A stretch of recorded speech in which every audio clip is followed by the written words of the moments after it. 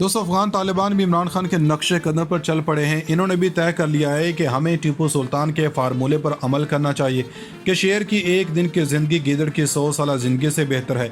अफगान हुकूमत ने अमेरिका को आंखें दिखाना शुरू कर दी हैं। तालिबान ने अमेरिका को बुरी तरह फंसा दिया है। जो बाइडन को समझ नहीं आ रहा कि अब क्या करें। लगता है कि खिते में नई ग्रेट गेम शुरू हो गई है। लेकिन अफगान हुकूमत ने जिस तरह से अमेरिकियों को फंसा दिया है और इससे साबित हो गया है कि किसी भी मुल्क के खुददार का मामला गैरतमंद होने से होता है। अफगान हुकूमत इस वक्त पाई पाई की मोहताज है और इन लोगों ने अमेरिका से बातचीत में जो शटअप खोल दी है वो सारी दुनिया जान चुकी है। तालिबान और वाशिंगटन के दरमियान क्या तनाज़ा खड़ा हो गया, पेंटागन को कैसे शिकस्त हो गई। तालिबान इस माइंड गेम में अमेरिकियों को धूल चटाने की तैयारी कर रहे हैं। आपसे गुजारिश है कि मुकम्मल हक़ाइक़ के लिए वीडियो को आखिर तक ज़रूर देखें। नाज़रीन गिरामी, अफगान तालिबान ने यह तय कर लिया था कि अमरीकियों से 20 साल जंग का बदला लेना है। अमरीकियों की वजह से लाखों अफगान मारे गए। तालिबान और जंगजू और क़यादत के करीबी ज़रूर मारे गए।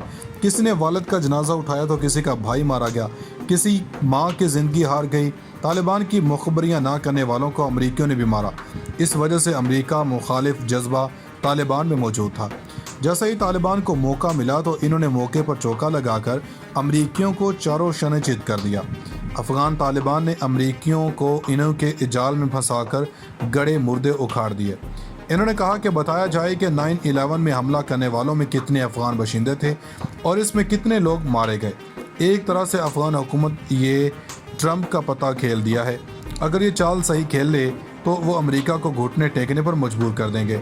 इन्होंने कहा कि हमें यह भी बताया जाए कि उसामा बिन लादेन का क्या कसूर था और इस वजह से इन्हें क्यों जंग का सामना करना पड़ा। हज़ारों अफराद हलाक हुए। अमेरिका ने कोलैटरल डैमेज का नाम देकर अपनी जान छुड़वा ली। फिर जब इराक पर यलगार की तो इसमें वो जॉर्ज बुश और टोनी ब्लेयर ने कहा था कि इराक ने बड़ी तबाही मचाने वाले हथियार बना लिए हैं।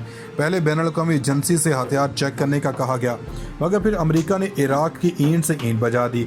20 साल बाद भी अमेरिका की हुकूमत कोई सबूत ना पेश कर सकी कि एटमी हथियार मौजूद थे। दुनिया भर में होने वाले जराइम के हवाले से अमेरिका ने आज तक कोई मुआफ़ी नहीं मांगी। अब बाइडन के लिए सूरत-ए-हाल इंतहाई गंभीर हो गई है, क्योंकि तालिबान हुकूमत ने ऐसा नुक्ता उठाया है कि बाइडन के गले की हड्डी बन गया। वैसे भी इन अमरीकियों को सीधी बात समझ नहीं आती। पिछले साल भी अमेरिका ने मुज़ाकरात से इनकार कर दिया था, मगर फिर 100 जूते खाकर इन्हें वही काम करना पड़ा जो तालिबान वाले कह रहे थे।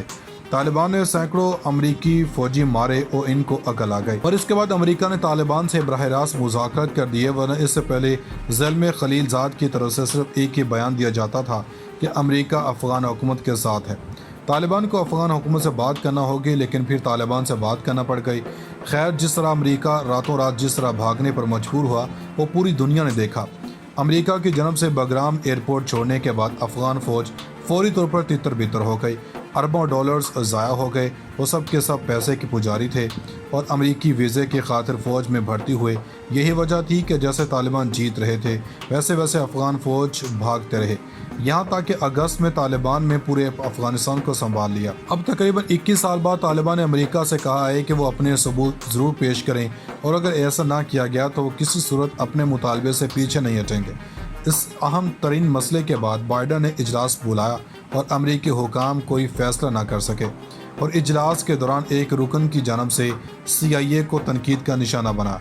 एक रुकन ने कहा कि अमेरिका के अरबों डॉलर्स डबोने की ज़िम्मेदारी CIA की है, क्योंकि इन्होंने कभी भी कोई रिपोर्ट नहीं दी।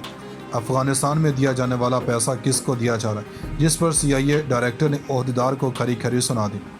दोस्तों, अफ़गान फ़ौज के साथ ऐसा ही होना था, क्योंकि बग़ैर नज़रिए पर पलने वाली ये फ़ौज का यही होना इनकी नज़रिया साजी नहीं की गई और मामलात बिगड़ गए।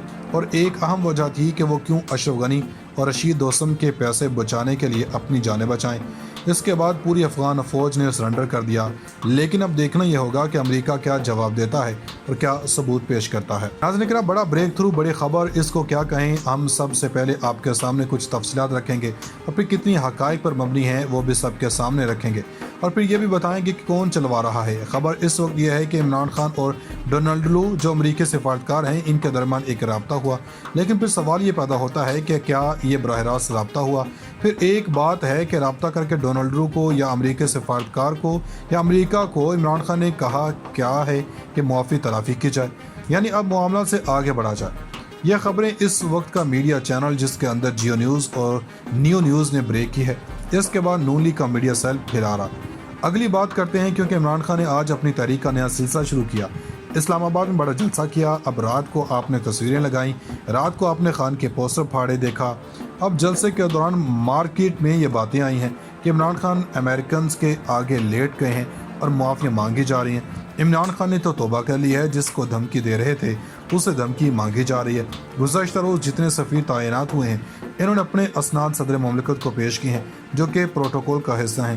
امریکہ نے جو سفیر بھیجا ہو یہ تو عام سی بات ہے، اس کو لے کر بہت بڑا پروپیگنڈا کیا جا رہا ہے۔ کامران شاہد بھی ایسی بات کر رہے ہیں کہ عمران خان نے کچھ اور بات کر رہے ہیں، لیکن ڈاکٹر عارف علوی کچھ اور کام کر رہے ہیں۔ اس کے بعد جو خبر عمران خان اور ڈونلڈ لو کے رابطے کی جا رہی ہے وہ سوشل میڈیا اور اپنے جھوٹے ذرائع کی بنیاد پر چلائی جا رہی ہے۔ جیو نیوز نے لکھا اور کہا کہ سوشل میڈیا پر ایسی خبریں گردش کر رہی ہیں، اور پھر نیو نیوز نے بھی ویسے ہی کیا جو جیو نیوز نے کیا۔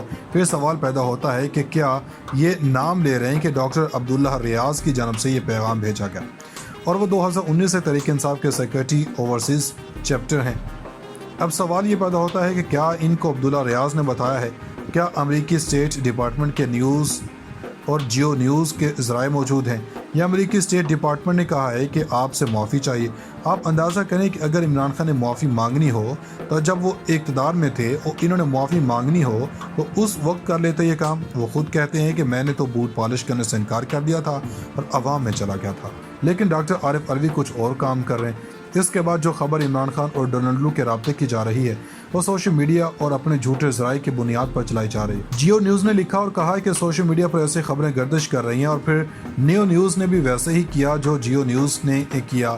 پھر سوال پیدا ہوتا ہے کہ کیا یہ نام لے رہے ہیں کہ ڈاکٹر عبداللہ ریاض کی جانب سے یہ پیغام بھیجا گیا، اور وہ 2019 سے تحریک انصاف کے سیکرٹری اوورسیز چیپٹر ہیں۔ اب سوال یہ پیدا ہوتا ہے کہ کیا ان کو عبداللہ ریاض نے بتایا ہے؟ کیا امریکی اسٹیٹ ڈپارٹمنٹ کے نیوز اور جیو نیوز کے ذرائع موجود ہیں، یا امریکی اسٹیٹ ڈپارٹمنٹ نے کہا ہے کہ آپ سے معافی چاہیے؟